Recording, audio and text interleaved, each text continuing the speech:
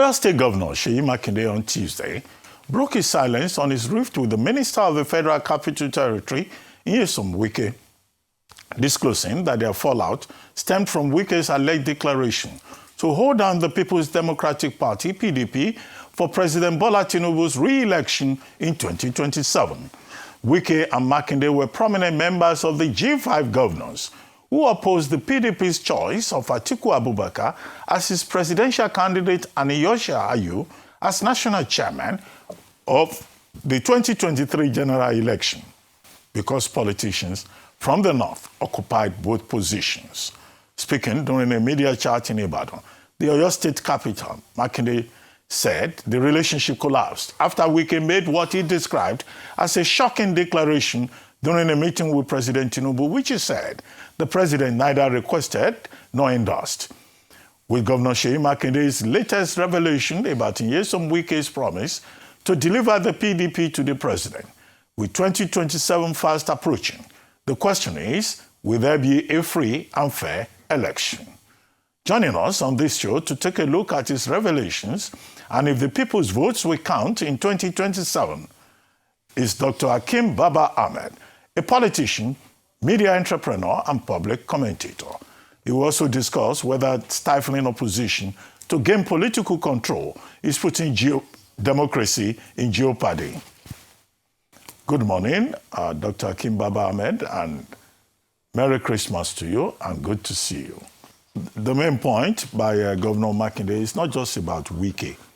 He was talking more about the need to have a competitive political environment and to allow the opposition democracy to thrive, because the serious consequences of what everyone has been discussing will be a one-party state and then significant damage to democracy. So the bigger issue is about this drift towards one-party state. The second thing is that, do you think that all the powers ascribed to Nyesom Wike, that he will do this for President Tinubu, he will do that, does he have such powers, or is just one, simply overrated politician? Or you think that he has enough powers to help the president, take over the entire political space? And for how long, even if he succeeds, can he sustain that kind of, assigned value? And three, what hopes do you have about 2027 election? Do you think, the APC has already won and others have lost, or there is an X factor that could emerge somewhere down the line? I know it's a mouthful, but just those are the dimensions. Well, I know. Thank you very much, and thank you for inviting me to the program on Christmas Day. I wish everybody a Merry Christmas. I watched the interview by Governor Makinde, where he explained Minister Wike's apparently voluntary offer to President Tinubu to hold down PDP for him. I think that sometimes we blame the government too much, and we don't pay attention to the damage that the PDP and the opposition has done to itself. The truth about it is that PDP has been on a free fall for a long time. These are politicians who held power from 2009 until 2015. And it turns out these people never had any experience in being in the opposition. These are accomplished politicians who run the country, and suddenly they lost power and they lost their heads.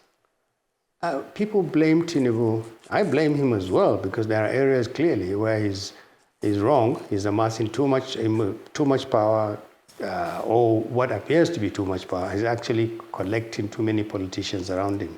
That's not necessarily power.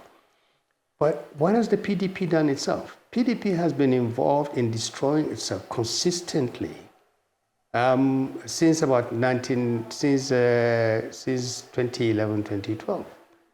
If anybody is to be blamed, it's PDP. And what is amazing is that it started very well as a party, accomplished politicians, people who had served their country very well, And suddenly it has degenerated and degenerated and degenerated.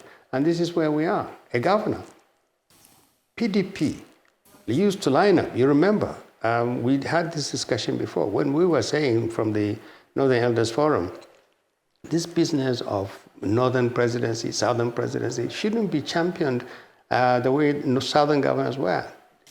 Governors from different parties, including Makinde, will rally around, meet together and say, point fingers at the North and say, don't you dare field a Northerner. And we would say, no, you have to show us in the law where it says so. Now the chickens have come home to roost. PDP is left with what, 4, 5, 6 governors? And we don't know how many they will have left by 2027. And here we are. They allowed their party to split. They couldn't find a way to either took the part that is left. This is not the first time PDP has taken a huge chunk of itself and given it to the opposition. This happened in 2015. And it's happening again. PDP is drifting away and drifting away and drifting away. I don't think the nation is expending the energy productively. We're worrying too much about the PDP. PDP is not the only party that can represent a credible opposition to the APC. You have ADC, you have multiple number of political parties. To be honest, I'm sorry to say this because I think this is the loss of national legacy. I think PDP is gone. I can't see how anybody can fix PDP. They have destroyed it themselves. They have destroyed it because they've fallen into the hand of a very ambitious, a very, very, very scheming president. Forget who said he will deliver what to him. If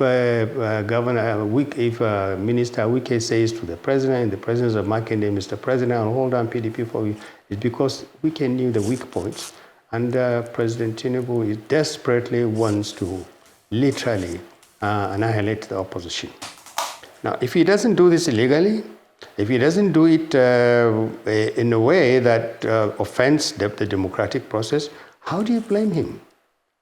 The man is running a government and a country in a political space that literally has no opposition.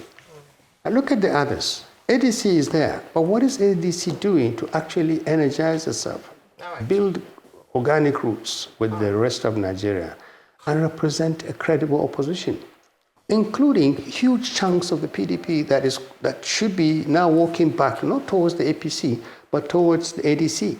But they are not doing that. They are talking about ambitions. I want to be this one is going to be this one is going to be that. So there are other parties.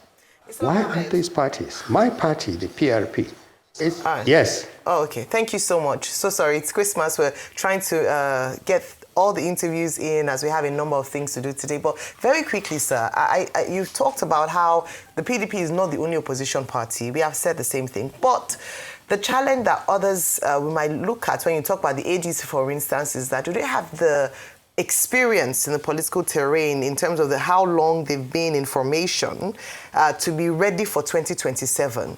And then would the same challenges that have plagued the PDP not happen in the ADC? Because we see that in the Labour Party, for instance, which emerged as a third force in the 2023 elections.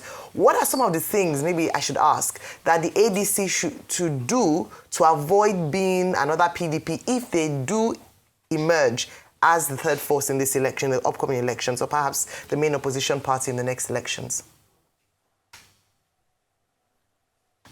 ADC should represent a new face in Nigerian politics. I know they are all politicians. All of them former vice president, former governors, former ministers, but there must be something they can say to Nigerians that will be different from what everybody has said. We can fix Nigeria, for instance, and we can fix it in specific ways. And they need to do this as quickly as possible. They don't have all the time in the world. As it is, this is a coalition that is just centered around a few individuals that have all been part of one government or the other. They must embark on massive recruitment of credible politicians, including colleagues that will come from other parties, rallying around the opposition and designing a future for this country. Ask them today what they would do beyond just simply opposing and hoping that they can unseat President Tinubu. They won't tell you.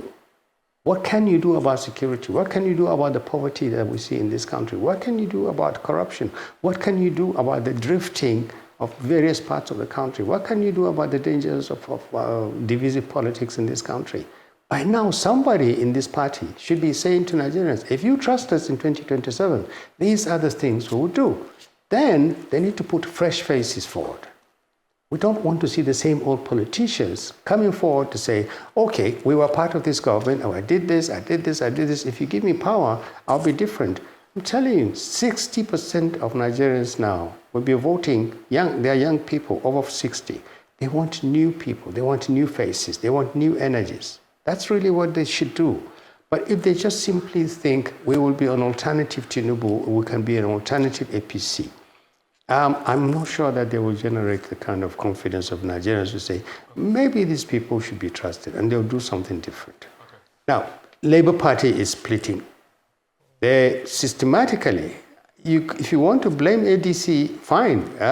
If you want to blame APC for systematically eating up the opposition, go ahead and do it. But ask the other question.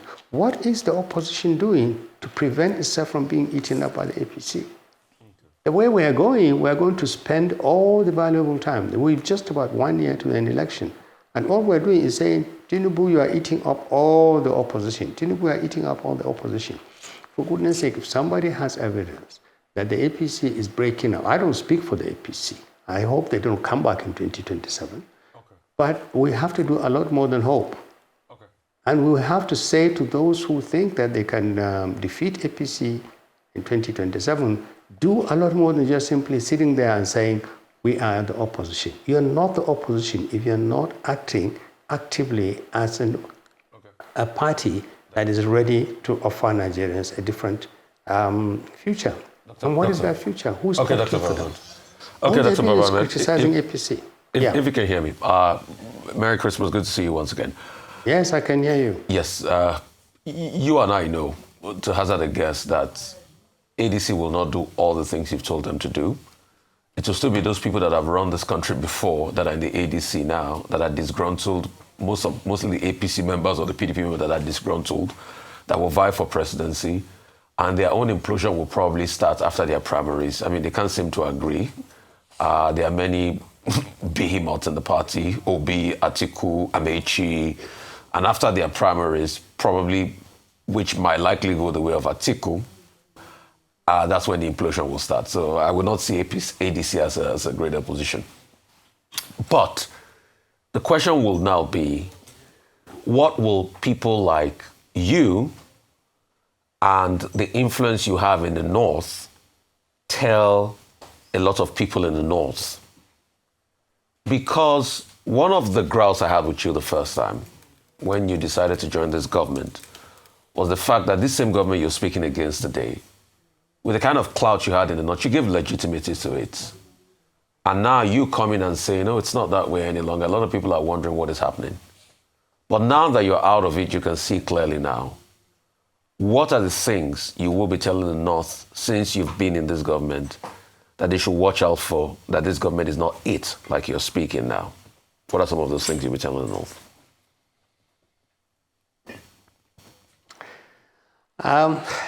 Just a small correction. I went into this government with my eyes very clearly, and I came out of it. There was no, it wasn't that I didn't know there were problems. I went in to fix those problems. It didn't look like they were ready to be fixed, or those who are causing the problem wanted the problems to be done. And I'm glad I went out when I did, because you can see the country has been going downhill. Our security situation is worse. Our economy is worse. I think corruption is rising. I may not have the evidence for that, but I can tell you that 80% of Nigerians, not just in the North, but everywhere, are drifting away from this administration because they just don't see an administration that genuinely cares enough to address issues about insecurity, to address issues about poverty, to address the disenchantment and alienation of young Nigerians who are desperately looking for a country that can say to them, you have a future here.